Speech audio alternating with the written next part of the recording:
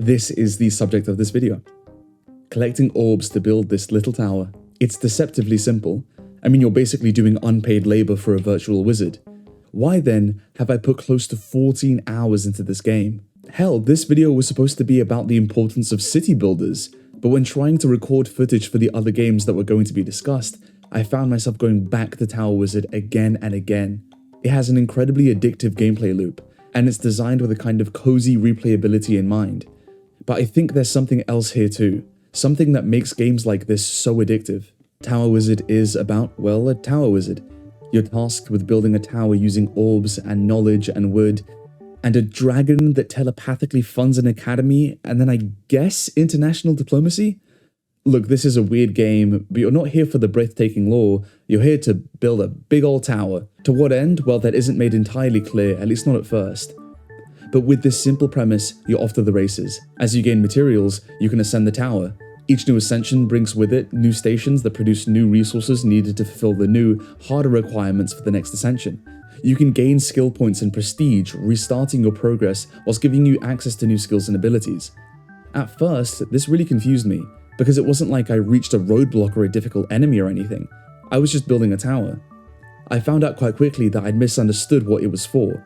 As it turns out, the real enemy of this game is time. At the start of the game, because you have no skills or upgrades at all, you'll eventually reach an ascension barrier that will simply take far too long to overcome. So you need to prestige, restart with new skills, and try again. Eventually, that goal that would have taken 2 hours is now closer to 1 hour, and now it's closer to 1 minute.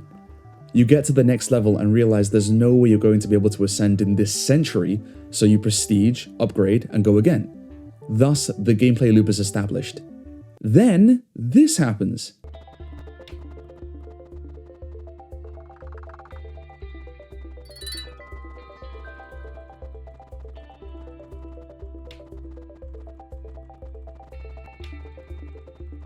Along with this health bar, a flood of new gameplay elements were introduced. Now you have resource management and damage output.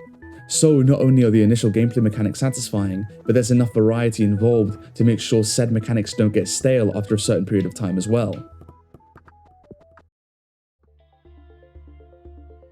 Much like other roguelites, it's not only the gameplay mechanics that make the game addictive.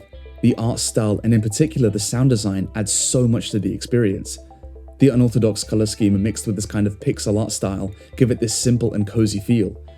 You can also have different themes as well, with some worse than others of course, that add to this coziness, with special mention to Sunset and Twilight, which are my personal favorites. No matter which theme you choose, the visual clarity remains intact, which I think is needed for a game with this much visual information on screen at the same time. It's yet another element that deserves praise, how clean the interface is. At a certain point in the game, there are a million different things happening at the same time, yet all of the information you need is clear and concise, allowing you to make decisions about how to modify your approach without having to slog through manuals and instructions. Your resources are on the left, and your damage is on the top right.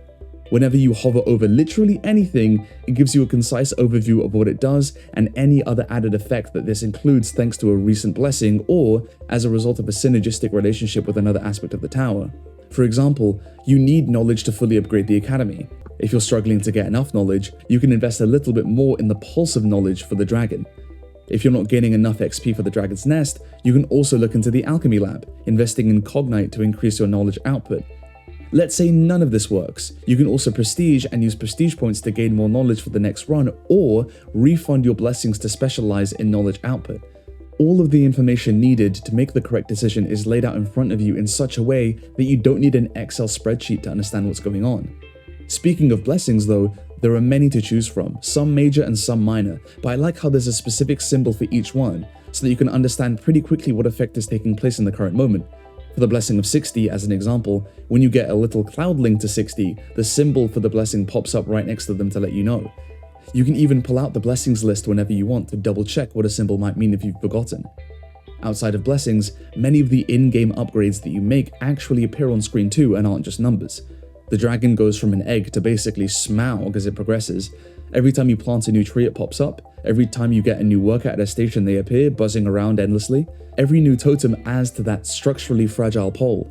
Each new totem added is also specific to the category that you just selected. So generally speaking, no two totem poles will look exactly the same. They're small but really satisfying details. The same goes for the sound design. The small pops that are happening a million times a second really give the impression of a busy, packed factory setting, this bustling hub of productivity.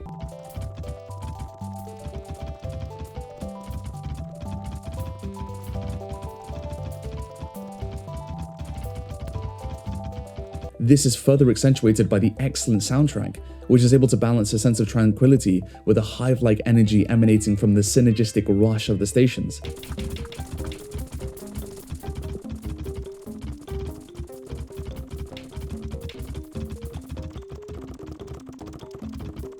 It's honestly not that dissimilar to something like Bloons tower defense.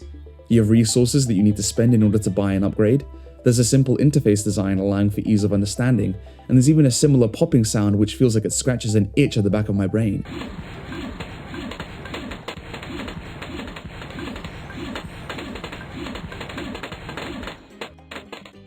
What's really cool about Tower Wizard is when you hover over a particular station, it makes its own unique sounds.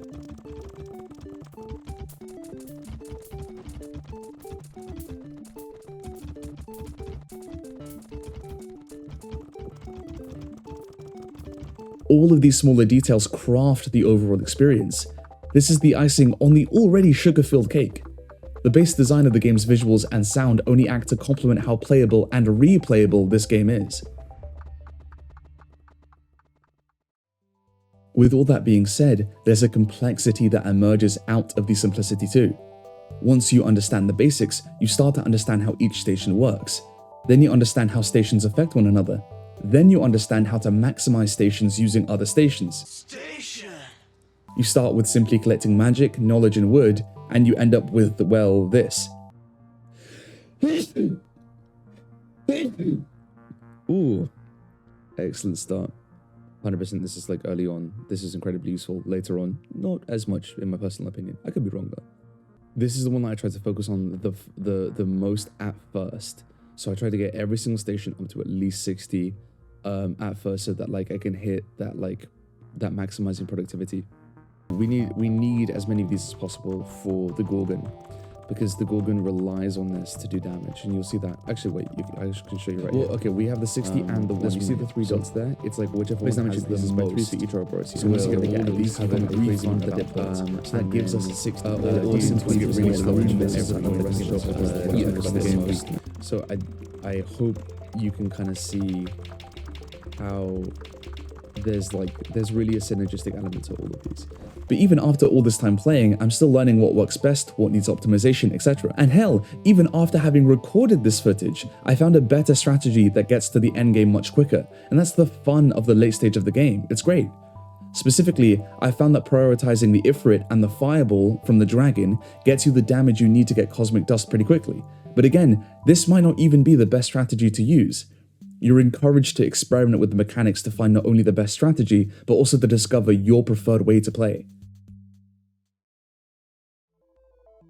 It has the mechanics of a roguelite, with a well-crafted soundtrack and satisfying popping sound effects along with cutesy, welcoming visuals, whilst also including a rather complex late-game structure that puts a twist on the formula that you've become accustomed to.